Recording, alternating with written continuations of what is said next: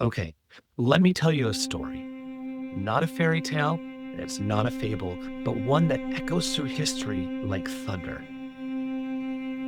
Maybe it's from a galaxy far, far away, or maybe it's happening right here in your own backyard.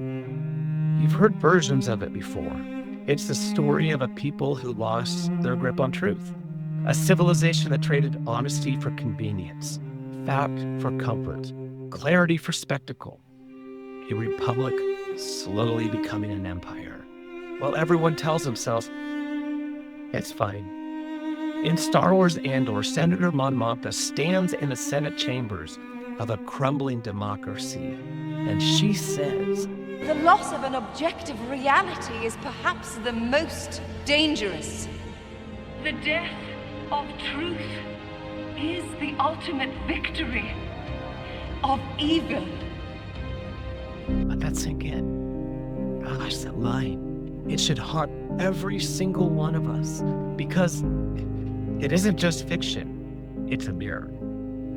Right now, we are standing in our own crumbling Senate chamber, scrolling endless timelines, watching cable news, sitting at kitchen tables trying to make sense of a country where up is down and right is twisted and truth has been exiled.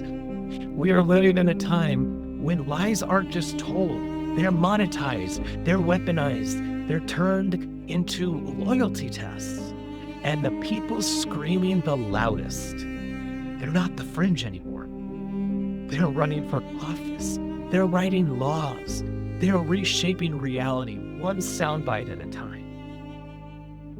As Mon Mothma puts it, When truth leaves us, when we let it slip away, when it is ripped from our hands, We become vulnerable to the appetite of whatever monster screams the loudest. sound familiar?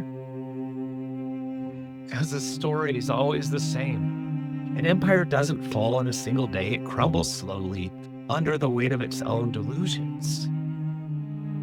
Objective truth, real, concrete, verifiable truth is the bedrock of democracy. And when that erodes, what's left? A vacuum. That vacuum will always be filled by fear, by force, or by whichever demagogue is willing to scream the loudest. That's how Palpatine took power in the Star Wars universe, and that's how authoritarianism creeps into our own lives.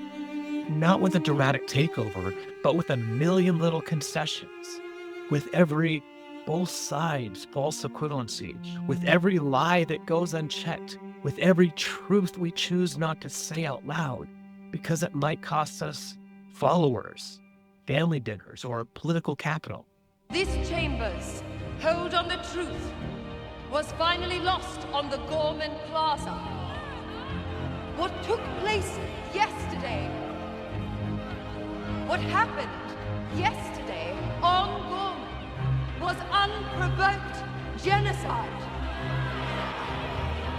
Yes, genocide.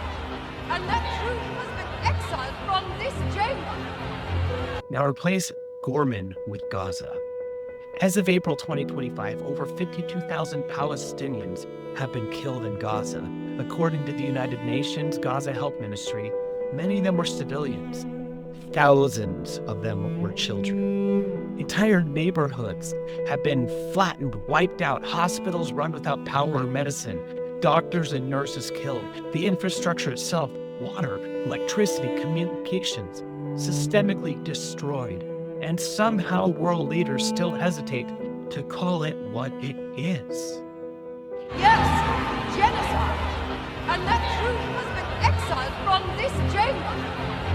And the monster screaming the loudest, the monster he helped create, the monster who will come for us all soon enough, is Emperor Palpatine.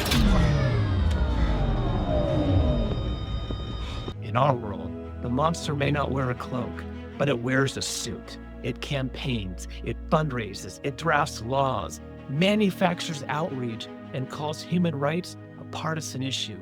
Woke nonsense. It turns truth into inconvenience, moral clarity into a liability. And it's not just in Gaza. It's in Myanmar. It's in Russia. It's in the United States. It's wherever truth is silenced, wherever facts are bent into weapons, wherever power is used to erase the people it deems expendable. And yet, here we are, still standing, still breathing, and maybe, just maybe, still capable of choosing a different path. Because the world doesn't stay broken, at least not if we choose otherwise. See, this is the part of the story, the real story, where the hero finally answers the call, where resistance sparks in the shadow of the empire. Joseph Campbell, he called this the monomyth, the journey every hero takes. Sometimes it's the unlikely one, the reluctant one, the tired veteran, the angry teacher, or the queer kid from Utah with a microphone and a message. The people who refuse to let the monster win. If you felt unsure, if you're not political, if you don't know what to do, or to say, or where to begin, you're not alone.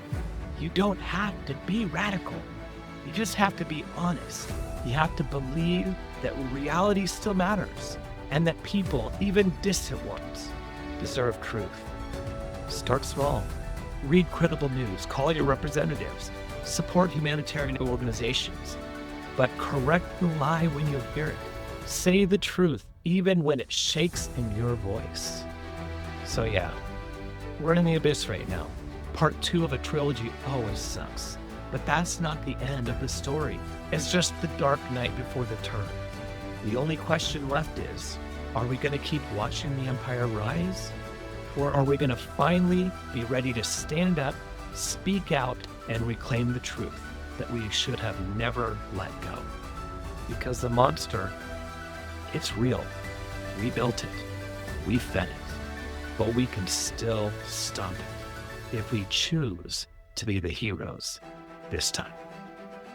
This is Pastor Drew with Comic Church. Thanks for sticking with me to the end. Please like, please share, please follow us, and help us continue our mission of Comic Church. Live long and prosper.